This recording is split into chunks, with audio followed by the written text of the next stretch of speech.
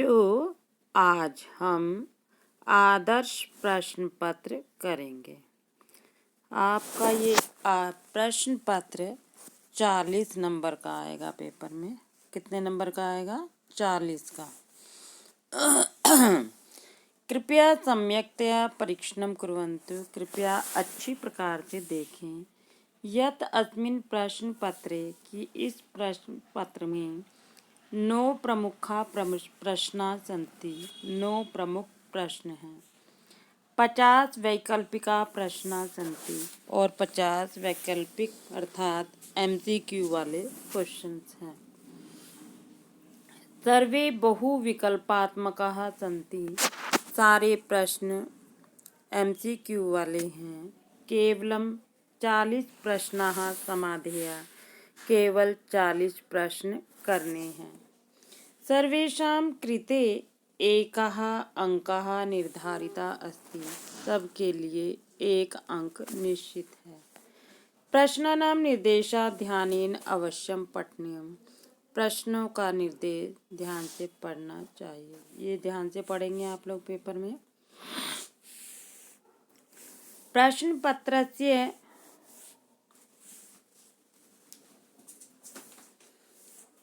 पत्रस्य स्वरूपम्। प्रश्न पत्र का स्वरूप। प्रश्न पत्रे अस्मिन् त्रयः खण्डाः सन्ति। इस प्रश्न पत्र में 3 खंड हैं। खंड क अनुप्रयुक्त व्याकरणम। अनुप्रयुक्त व्याकरण 20 अंक का है। खंड ख पठित अवबोधनम। पठित अवबोधन 10 अंक का 10 नंबर का है। खंड ग संस्कृत साहित्य इतिहासस्य सामान्य परिचयः। संस्कृत साहित्य का सामान्य परिचय 10 अंक का 10 नंबर का है। अधोलिखित वाक्येषु नीचे लिखे हुए वाक्यों में रेखांकित पदानां रेखांकित शब्दों में संधि पदम संधि कीजिए। संधि छेद व अथवा संधि छेद कीजिए। केवलम प्रश्न षटकम। केवल 6 प्रश्न करने हैं और ये 6 नंबर के हैं। कहने का आशय संधि छेद 6 नंबर के आएंगे पेपर में। पहला देखिए, पार्थिवस्य जमा एव। पार्थिवस्य का अ और एव का ए मिलके पार्थिवस्यैव हो जाता है, वृद्धि संधि। नेक्स्ट है मनुर्नाम। यहाँ विसर्ग संधि है, मनुः जमा नाम। गंभीर स्वरेण एवं गंभीर स्वरेण नैवं। गंभीर स्वरेण जमा एवं। नेक्स्ट देखिए, आचार्योन्ते वासिनम। आचार्योन्ते वासिनम। इसका संधि छेद होगा आचार्य जमा अन्ते वासिनम। यहाँ विसर्ग संधि है। नेक्स्ट देखिए, भूत्यर्थम। भूति जमा अर्थम। रक्षितव्या जमा इति। रक्षितव्यैति रक्षितव्या जमा इति। रक्षितव्येति। दौवारिकः जमातु। दौवारिकस्तु। नेक्स्ट क्वेश्चन देखिए, प्रश्न संख्या 2। अधोलिखित वाक्येषु नीचे लिखे हुए वाक्यों में समुचितम उचित समस्त पदम समस्त पद विग्रह वाक्यम वा अथवा विग्रह वाक्य प्रदत्त विकल्पेभ्यः चुनिए। दिए हुए विकल्पों से चुनिए। पहला है 8वां प्रश्न, धैर्य सागरः। धैर्य का सागर षष्ठी तत्पुरुष समास है, धैर्यस्य सागरः। प्रश्न संख्या 9 देखिए, उरगशतः। सांप के द्वारा काटी हुई। के द्वारा है तो तृतीया विभक्ति, तृतीया तत्पुरुष समास है, उर्गेण क्षता। नेक्स्ट है कठोर भाषणई। कठोरई भाषणई। यहाँ विशेषण विशेष्य का समास है, कर्मधारय समास है। नेक्स्ट है माता देवो यस्य। मातृ देवो। मातृ देवो। नेक्स्ट देखिए, आगतम च प्रत्यागतम च, आना जाना करते हुए आगत प्रत्यागतम। नेक्स्ट देखिए, उचितम अनतिक्रम्य, जहाँ अनतिक्रम्य लगता है तो जब हम समास करते हैं तो जो है अनतिक्रम्य की जगह यथा अव्यय आ जाता है। कौन सा अव्यय आ जाता है? यथा। तो यथा उचितम क्या हो जाएगा? यथोचितम। नेक्स्ट, मनस्विताया अभावः निर्मनस्वितः, क्या आएगा? निर्मनस्वितः। नेक्स्ट देखिए, प्रश्न संख्या 3, अधोलिखित वाक्येषु नीचे लिखे वाक्यों में रेखांकित पदानाम, रेखांकित शब्दों के समुचितम जोड़िए, समुचितम संयोजितम अच्छी प्रकार से जोड़े, विभाजितम व अथवा विभाग करें। किसको जोड़ना है? प्रकृति और प्रत्यय को। और अलग किसको करना है? प्रकृति प्रत्यय को। ये प्रश्न भी आपका 6 नंबर का है। मान जमा अनियर, तो यहाँ आप देख रहे हो कि माननीय, मान जमा अनियर माननीय बन गया, आसित था, एक वचन है तो क्या आएगा? माननीय। नेक्स्ट है उक्तम, उक्तम में है वच धातु, कता प्रत्यय। नेक्स्ट शुद्धि मतु, शुद्धि शब्द जमा मतु प्रत्यय। तो आप देख रहे हैं तदन्वय वंश में सप्तमी विभक्ति लगी है, इसी प्रकार शुद्धिमति में भी लगेगी और हो जाएगा शुद्धिमति। नेक्स्ट नयन, नयन का नी उपसर्ग है, सॉरी नी धातु है और क्षत्रि प्रत्यय है। नेक्स्ट है आपका विसर्जिता, विसर्जिता में वी उपसर्ग है, सृज धातु है और कता प्रत्यय है। नेक्स्ट देखिए भाषमाणीन, भाष धातु जमा शानच प्रत्यय। नेक्स्ट है आपका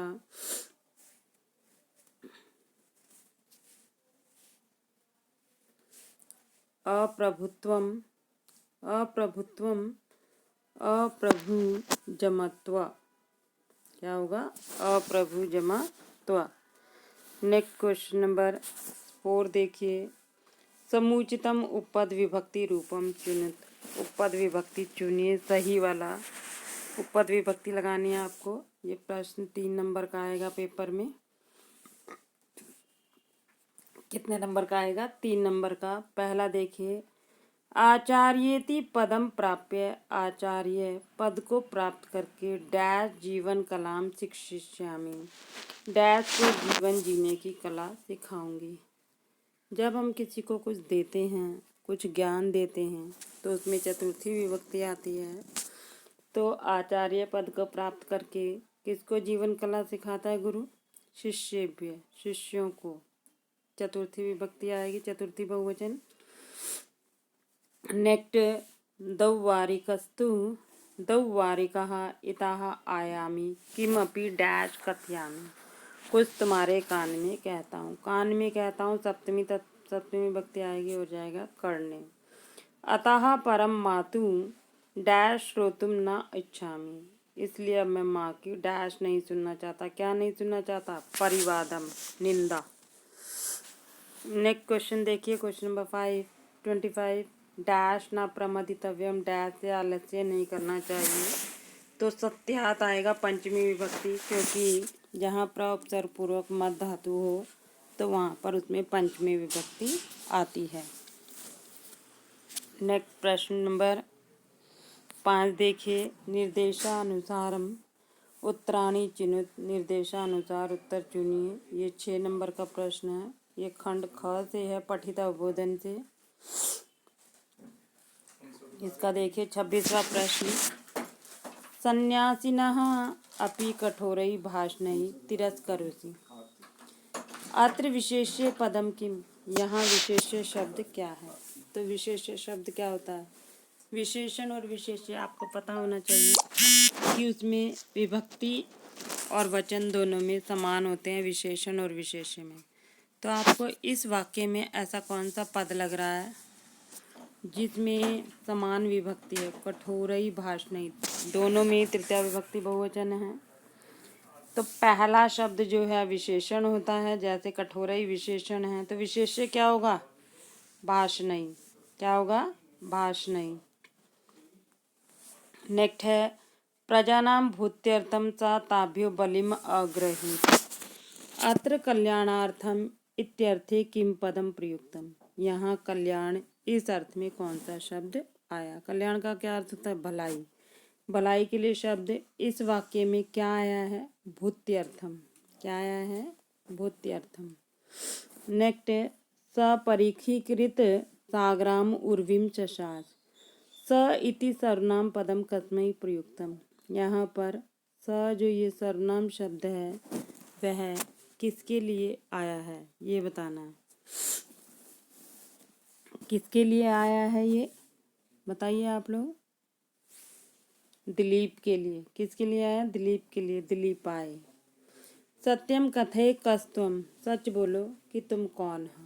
अत्र कथय इति क्रियापदस्य कर्तृपदम किम। कथय का कर्ता बताना है, तो आपको मैंने 9 कर्ता बता रखे हैं। स तौते, त्वम युवाम यूयम,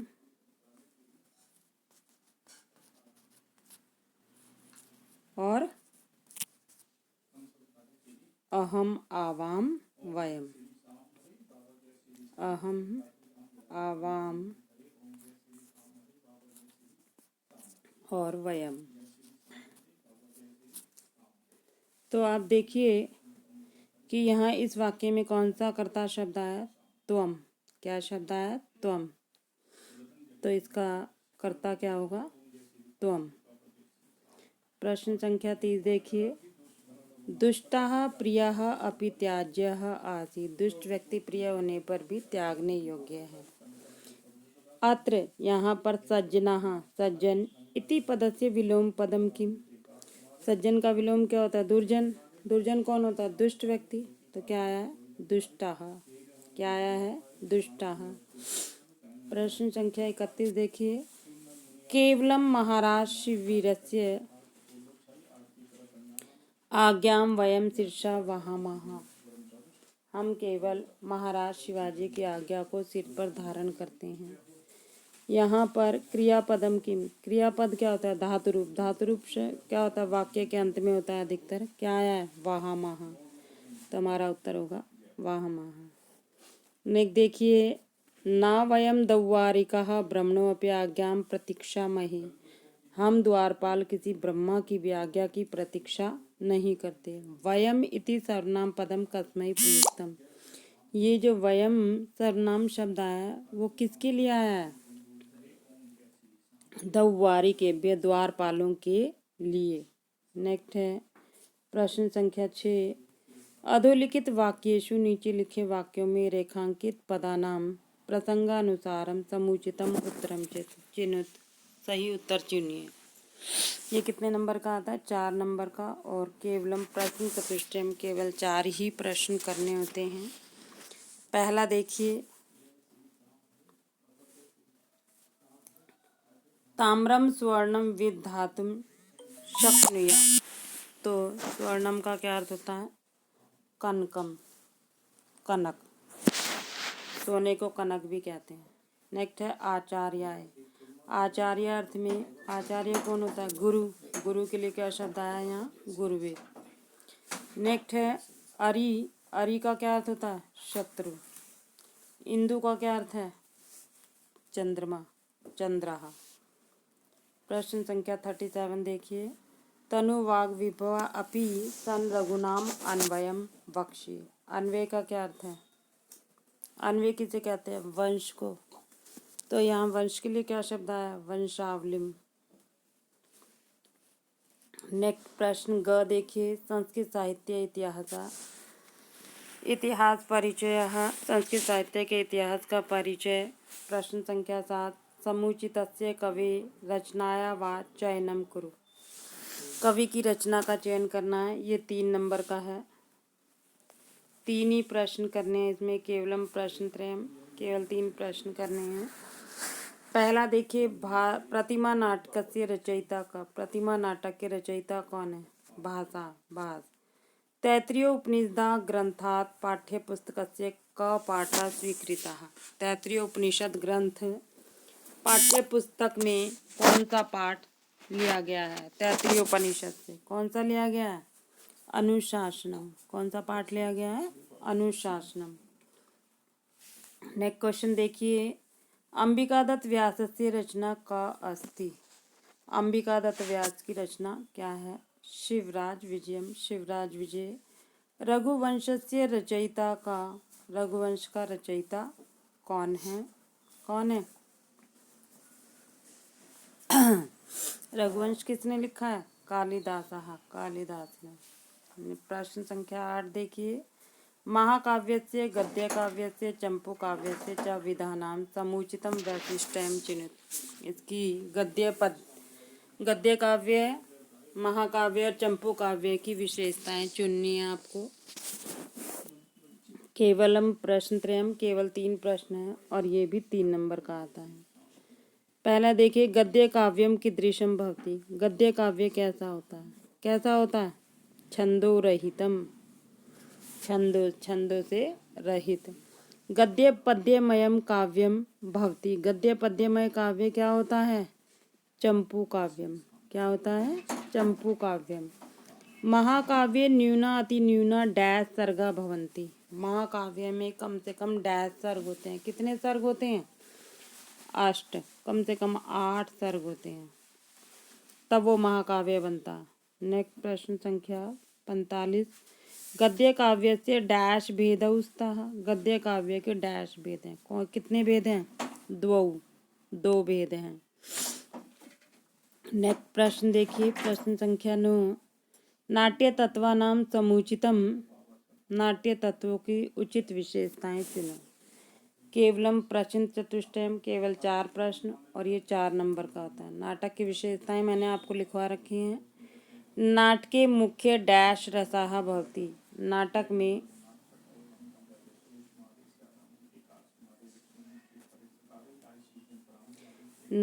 में मुख्य रूप से डैश रस होता है। कौन सा रस होता है? वीरः, वीर रस। नाटके न्यूनाति न्यूना डैश अंका भवन्ति। नाटक में कम से कम डैश अंक होते हैं। कितने अंक होने चाहिए नाटक में? कम से कम 5। और महाकाव्य में 8 और नाटक में 5। नेक्स्ट क्वेश्चन देखिए, संस्कृत नाटकेषु आरंभे भवति। संस्कृत नाटकों के आरंभ में होता है। क्या होता है? नांदी। संस्कृत नाटकेषु हास्य पात्रम कथ्यते। संस्कृत नाटकों में हास्य पात्र किसे कहते हैं?